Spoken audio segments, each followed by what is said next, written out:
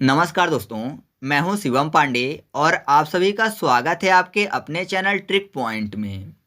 दोस्तों, आज हम लोग इस वीडियो में भारत के लोक चित्रकला को डिटेल में पढ़ने वाले हैं। साथ ही साथ जहां पर ट्रिक की ज़रूरत पड़ेगी वहां पर हम लोग ट्रिक का भी उपयोग करेंगे। तो आप इस वीडियो को शुरू से अंत तक ज़रूर देखिएगा, जिससे कि आपको सभी चीज़ें अच्छे से समझ में आ सकें। साथ ही साथ आपकी स्क्रीन पर जो टॉपिक दिख रहे हैं इन पर वीडियो पहले से अपलोड है, तो अगर आपने अभी तक इन वीडियो को नहीं देखा है तो इनकी लिंक आपको कमेंट बॉक्स में पिन की हुई मिल जाएगी। आप वहां से इन सभी वीडियो को देख सकते हैं। तो देरी ना करते हुए चलिए इस वीडियो को शुरू करते हैं। तो सबसे पहले हम लोग बात कर लेते हैं कि लोक चित्रकला होता क्या है।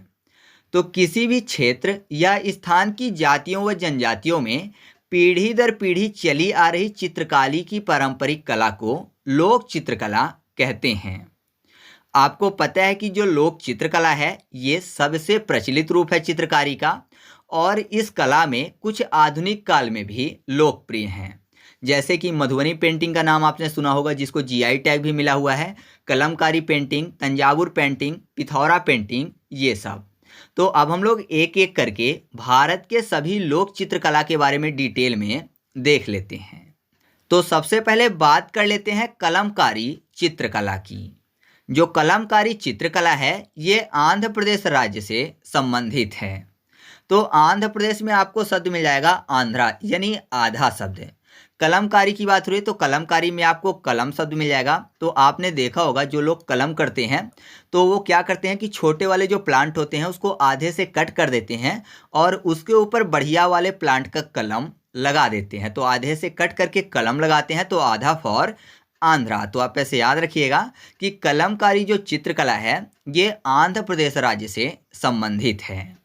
और यह जो है ये सूती वस्त्र में नुकीले नोक वाले बांस की लेखनी के प्रयोग से बनाई जाती है। और इसका जो प्रमुख केंद्र है वह है आंध्र प्रदेश का श्री कलाहस्ती और मछलीपट्टनम। ठीक है।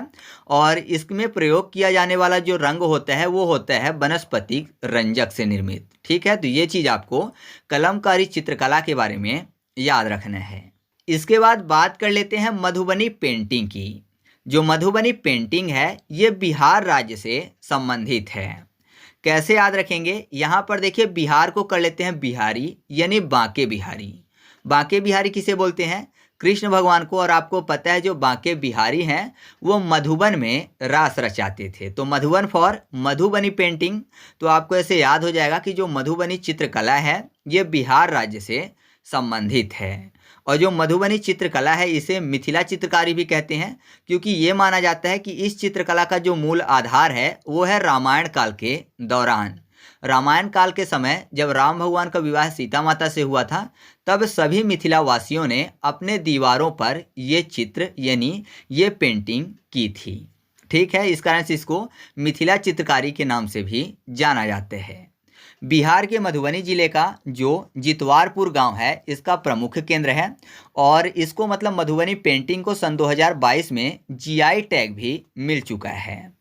और यह कला बिहार के मिथिलांचल क्षेत्र के दरभंगा, मधुबनी सहित बिहार के अलावा जो नेपाल है उसके तराई क्षेत्र में भी विस्तारित है। तो ये चीज़ आप मधुबनी पेंटिंग के बारे में याद रखिएगा। इसके बाद बात कर लेते हैं चेरियाल चित्रकला की, जो कि तेलंगाना राज्य से संबंधित है। तो चेरियाल को कर लेते हैं चेरी को चोरी, और चोरी लगाई जाती है तो लगाना फॉर तेलंगाना। तो आपको ऐसे याद हो जाएगा कि जो चेरियाल चित्रकला है ये तेलंगाना राज्य से संबंधित है। यह चित्रकला कपड़े पर चित्रकारी करके तैयार की जाती है और यह नक्काशी कला का एक प्रकार है। इसमें स्क्रॉल यानी जो लपेटन होते हैं उनको लोक गायक समुदाय द्वारा निरंतर जारी कहानी या लोक गायन के रूप में चित्रित किया जाता है। यह प्रायः बड़े होते हैं, मतलब विशाल होते हैं, मतलब ये लगभग 45 फीट तक होते हैं। और 2007 में इसको भी जीआई टैग मिल चुका है। ठीक है। तो इसके बारे में आप ये चीज़ याद रखिएगा कि इसको भी 2007 में जीआई टैग दिया गया है। इसके बाद बात कर लेते हैं फुलकारी पेंटिंग की। जो फुलकारी पेंटिंग है ये पंजाब राज्य से संबंधित है। कैसे याद रखेंगे, फुलकारी को कर लेते हैं फ्यूल कार, यानी कार में फ्यूल की बात हो रही है तो ऐसा मानिए कि कोई भी व्यक्ति है जो कि फ्यूल कार में फुल करवा रहे हैं। तो जाहिर सी बात है हर कोई नहीं करवा पाएगा। जिसके पास बढ़िया जॉब है वो हमेशा कार का फ्यूल फुल करवा के रखेगा। तो जॉब फॉर पंजाब। तो आप ऐसे याद रखिएगा कि जो फुलकारी पेंटिंग है ये पंजाब राज्य से संबंधित है। और यहाँ पर फुलकारी का जो अर्थ है वो है फूलों की कलाकारी से, यानी जो फुलकारी है ये एक तरह की कढ़ाई होती है जो कि चुनरी या दुपट्टों पर हाथों से की जाती है। मतलब चुनरी या दुपट्टों पर फूलों की कढ़ाई की जाती है। ठीक है, तो इसके बारे में आपको इतनी ही चीज़ याद रखनी है। इसके बाद बात कर लेते हैं वर्ली चित्रकला की। यह संबंधित है महाराष्ट्र राज्य से। तो वर्ली को कर लेते हैं बलि देने की बात। और आपको पता है बलि किसी न किसी अस्त्र से देंगे, तो अस्त्र फॉर महाराष्ट्र, महाराष्ट्र महान अस्त्र। ठीक है, तो आप ऐसे याद रख सकते हो कि जो वर्ली चित्रकला है ये महाराष्ट्र राज्य से संबंधित है। इसके बारे में आप यह याद रखिएगा कि यह महाराष्ट्र की वर्ली जनजाति की प्रमुख चित्रकला है। वर्ली जनजाति द्वारा विवाह के समय अनिवार्य रूप से इसको बनाया जाता है। पहले इसको दीवारों पर बनाया जाता था, लेकिन अब कपड़ों और कागजों में भी बनाया जाता है। ठीक है, इसके बाद बात कर लेते हैं पट्टचित्र चित्रकला की। यह ओडिशा राज्य से संबंधित है। तो यहाँ पर देखिए पट्ट को कर लेते हैं पत्र, यानी पत्ता की बात। या फिर पत्र की अगर बात करें तो आपको पता है पहले पत्र कौन ले जाता था? कबूतर ले जाता था। कबूतर को दे दिया जाता था तो कबूतर उड़कर पत्र पहुंचा देता था। तो उड़ना फॉर ओडिशा। तो आप ऐसे याद रखिएगा कि जो पट्टचित्र चित्रकला है ये ओडिशा राज्य से संबंधित है। यहाँ पर जो पट्ट है, पट्ट का अर्थ कपड़े से होता है। इस चित्रकारी का जो आधार है वो कपड़ा है। इसे मुख्य रूप से दीवारों, कपड़ों तथा ताड़ के पत्तों पर बनाया जाता है। और इसके बारे में ये याद रखिएगा कि इसमेट जगन्नाथ भगवान व उनकी बहन सुभद्रा का जो चित्र है वो मुख्य होता है। ठीक है, तो ये जो चित्र है मुख्य रूप से बनाया जाता है पट्टचित्र चित्रकला में। इसके बाद बात कर लेते हैं कालीघाट चित्रकला की। ये संबंधित है पश्चिम बंगाल से। तो आपने सुना होगा काली कलकत्ते वाली, है ना? तो काली कलकत्ते वाली, कलकत्ता कहाँ है? पश्चिम बंगाल में, क्योंकि ये पश्चिम बंगाल की राजधानी है। तो आपको ऐसे याद हो जाएगा कि जो कालीघाट चित्रकला है ये पश्चिम बंगाल से संबंधित है। इसकी जो उत्पत्ति है वो भी कालीघाट काली मंदिर कोलकाता के आसपास वाले क्षेत्र में हुई थी। इस कारण से इसको कालीघाट चित्रकारी कहा जाता है। और मैं आपको बता दूं कि इसमें हिंदू देवी देवताओं के चित्र प्रमुख हैं। फिर बात कर लेते हैं गोंड चित्रकला की। यह संबंधित है मध्य प्रदेश से। तो मध्य प्रदेश, जिसको शॉर्ट में कर लेते हैं एमपी। मैं हमेशा एमपी को करता हूँ एम से मम्मी और पी से पापा। तो मम्मी पापा बच्चों के लिए गॉड है, यानी भगवान है। तो गॉड फॉर गोंड पेंटिंग। तो आप ऐसे याद रखिएगा कि गोंड पेंटिंग किससे संबंधित है? मध्य प्रदेश से। यह चित्रकला गोंड जनजाति द्वारा दीवारों व फर्श पर की जाती है और इसको सन 2023 में जीआई टैग मिल चुका है। यह पेंटिंग प्रकृति, जानवर व धार्मिक विषयों के साथ साथ उनके जीवन के तरीके को भी दर्शाती है। ठीक है, तो ये चीज़ आपको गोंड पेंटिंग के बारे में याद रखना है। इसके बाद बात कर लेते हैं पिथौरा चित्रकला की। जो पिथौरा चित्रकला है ये गुजरात राज्य से संबंधित है। कैसे याद रखेंगे? गुजरात में आपको गुज्जर सिंह मिल जाएगा, जो कि डाकू का नाम है। मेला फिल्म में आपने देखा होगा।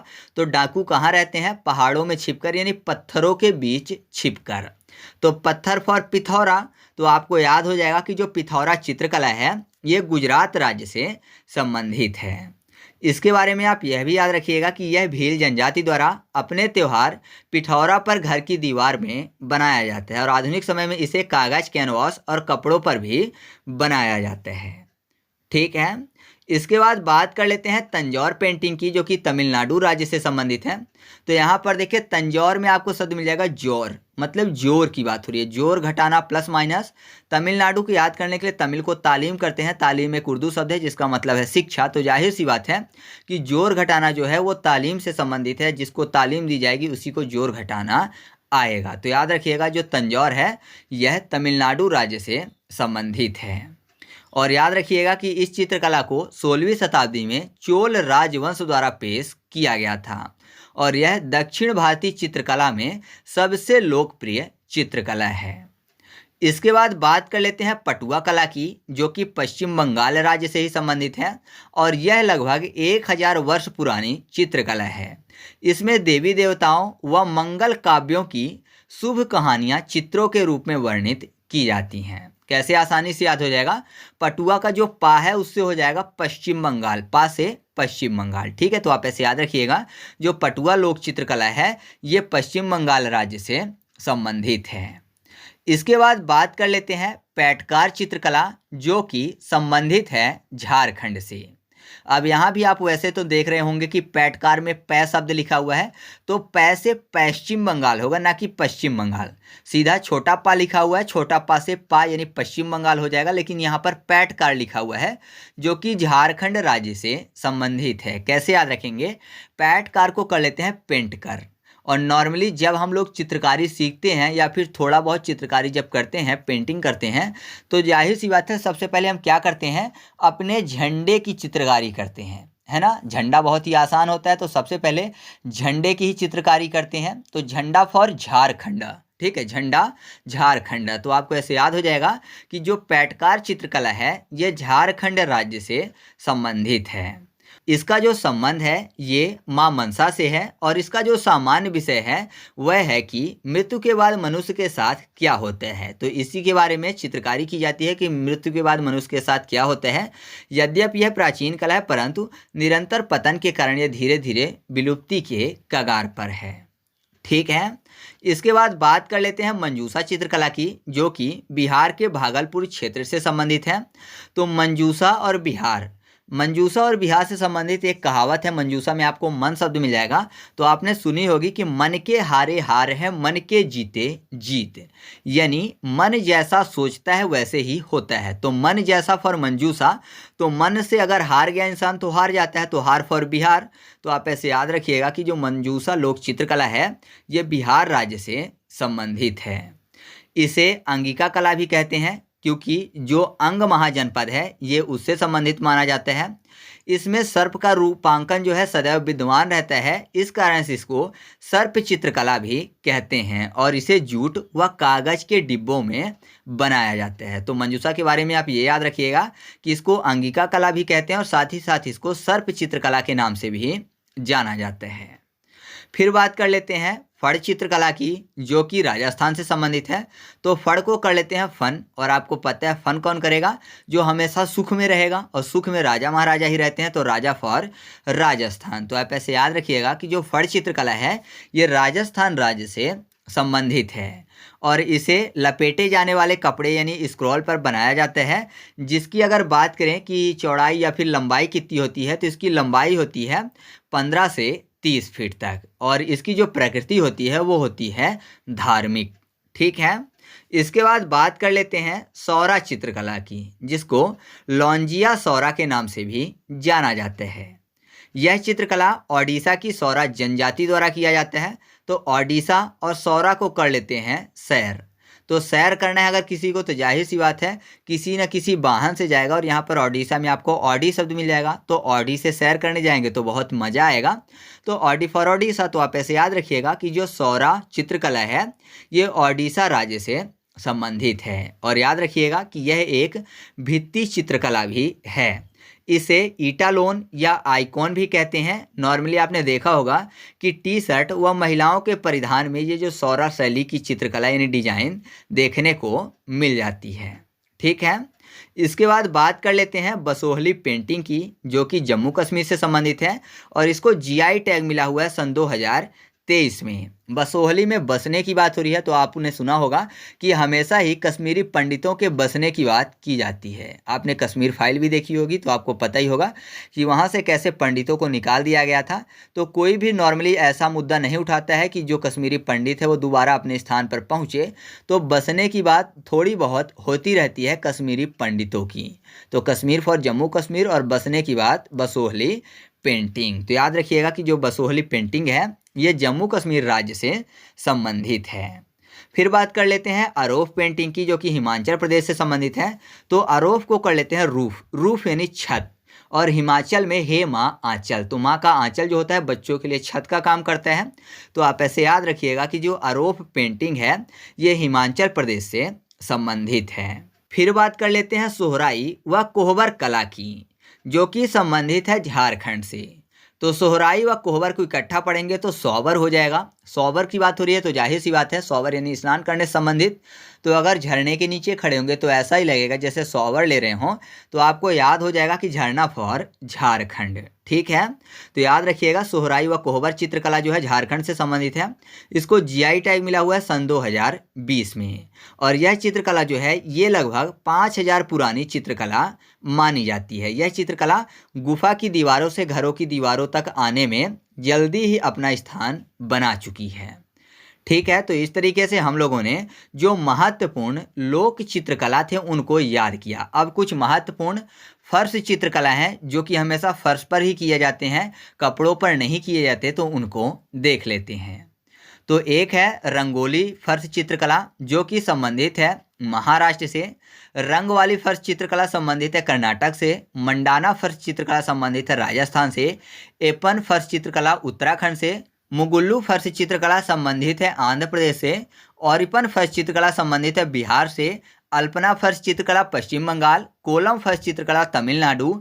और कलामा जट्टू फर्श चित्रकला संबंधित है केरल से। ठीक है, तो आप चाहें तो फर्श चित्रकला को भी याद रख सकते हैं। तो इस तरीके से अपना वीडियो कंप्लीट हुआ।